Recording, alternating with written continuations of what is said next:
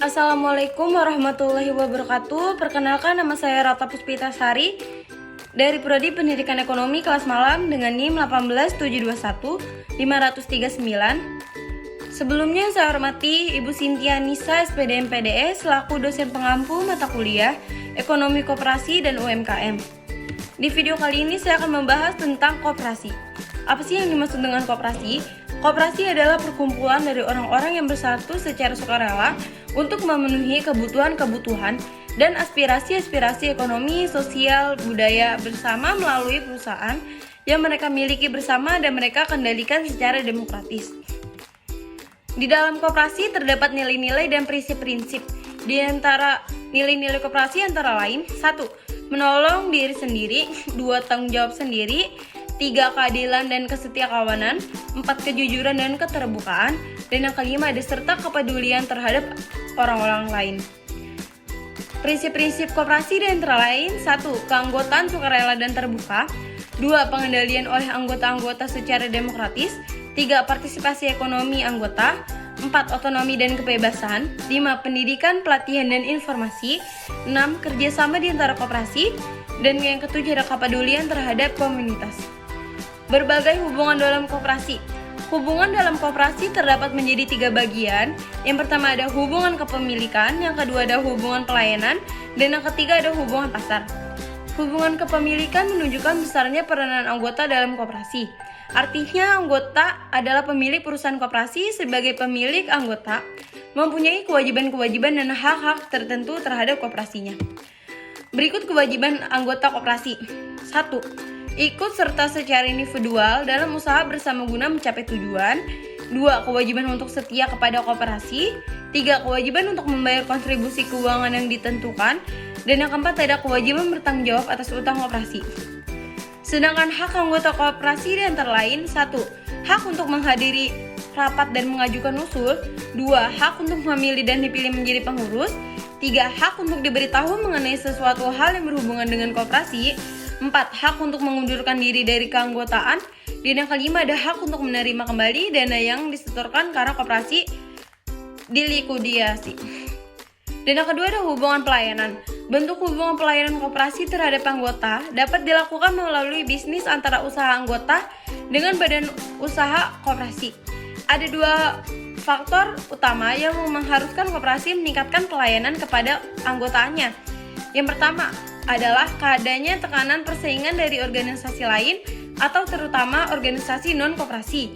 Dan yang kedua adalah perubahan kebutuhan manusia sebagai akibat perubahan waktu dan peradaban. Yang ketiga, ada hubungan pasar. Pada prinsipnya, pasar adalah pertemuan antara penjual dan pembeli. Dalam teori ekonomi, pasar dikelompokkan menjadi 5 jenis, yaitu pasar barang, pasar tenaga kerja, pasar uang, pasar modal, dan pasar luar negeri. Apa sih hubungan koperasi dengan pasar? Yang pertama, pasar barang. Koperasi dapat bergerak di pasar barang dan menawarkan barang hasil produksi koperasi atau anggota dan dapat pula melakukan permintaan akan produk yang dibutuhkan oleh koperasi atau anggotanya. 2. Pasar tenaga kerja, yang dimana pasar tenaga kerja koperasi akan bersaing dengan pesaingnya dalam rangka merekrut tenaga yang berkualitas. 3. Pasar luar negeri. Pasar luar negeri menggambarkan hubungan permintaan dalam negeri akan produk impor dan penawaran dalam negeri akan produk ekspor. Dan yang keempat, ada pasar uang. Pasar uang akan terjadi pinjaman meminjam dana yang selanjutnya menimbulkan hutang piutang. Sebagai konsekuensi koperasi bergerak di pasar uang, koperasi harus bersaing dengan lembaga-lembaga keuangan lain yang ada di masyarakat. Dan yang kelima, ada pasar modal. Jika pasar uang lebih memfokuskan pada penggunaan dana jangka pendek, maka pasar modal lebih memfokuskan pada penggunaan dana jangka panjang. Selanjutnya kita akan membahas tentang masalah bisnis dengan anggota. Apa sih masalah bisnis dengan anggotanya? Dalam sebuah perusahaan, mereka menginvestasikan modal ke dalam perusahaan untuk memperoleh keuntungan berupa dividen dan jenis keuntungan lainnya. Tetapi mereka tidak memperoleh memanfaatkan servis yang diberikan oleh organisasi itu. Logikanya yang sama berlaku terhadap koperasi.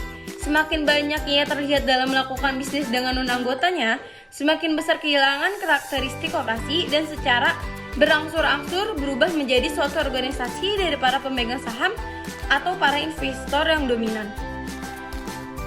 Selanjutnya ada syarat keunggulan koperasi.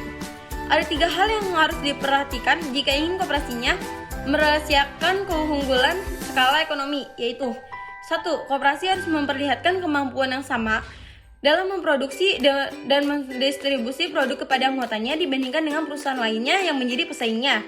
2. Manajer perlu diberi kesempatan yang luas untuk memaksimalkan biaya produksi. 3. Koperasi harus mampu memanfaatkan laju perkembangan teknologi yang paling tidak sama dengan kemampuan pesaingnya dalam memanfaatkan laju perkembangan teknologi yang sama. Koperasi dalam segitiga strategis. Untuk menganalisis keunggulan koperasi harus ada 3 pemain yang diperhitungkan. Ketiga pemain itu adalah koperasi itu sendiri atau kooperatif, para anggota atau anggota potensial atau member atau potential member, dan pesaing atau kompetitor. Masing-masing dari komponen strategis tersebut sering disebut dengan the risk strategis atau customer atau members, kooperatif, dan kompetitor. Manfaat yang diperoleh dari koperasi harus senantiasa lebih besar daripada manfaat yang dapat diperoleh dari perusahaan non-koperasi. Keadaan demikian menunjukkan koperasi telah lulus dari comparative test. Hal ini berarti pula bahwa koperasi telah lulus dari market test, yakni koperasi dapat menghasilkan manfaat-manfaat yang setidaknya sama dengan dihasilkan oleh perusahaan non-koperasi. Di samping itu, koperasi harus memenuhi partisipan tes, yakni manfaat harus direlasikan kepada anggotanya. Sekian presentasi dari saya, kurang lebihnya mohon maaf. Wassalamualaikum warahmatullahi wabarakatuh.